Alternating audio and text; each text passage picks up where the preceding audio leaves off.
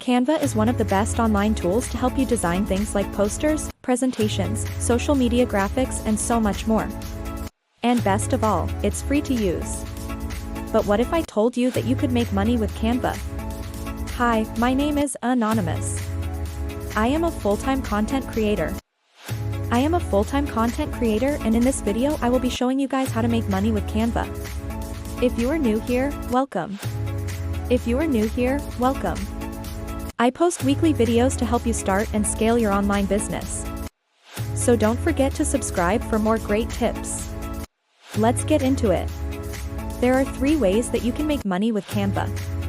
You can either become an affiliate, you can sell templates, or you can offer your services to people. The first way to make money with Canvas is to become an affiliate. To do this, you would simply need to create an account with Canvas and then sign up to be an affiliate. Once you have done that, you will receive a unique affiliate link which you will use to track traffic and see how many people are clicking on your link and signing up for Canvas Pro.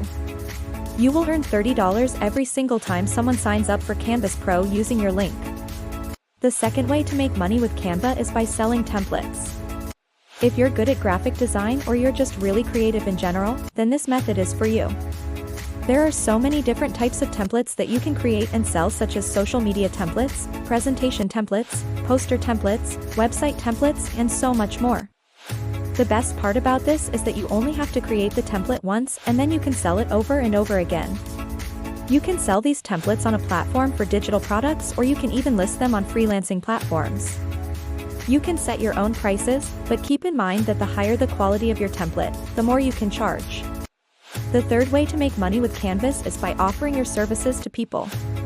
This means that you will pretty much be a freelancer and offer your graphic design services to people who are willing to pay for it. This can include creating logos, branding materials, website designs, and so much more.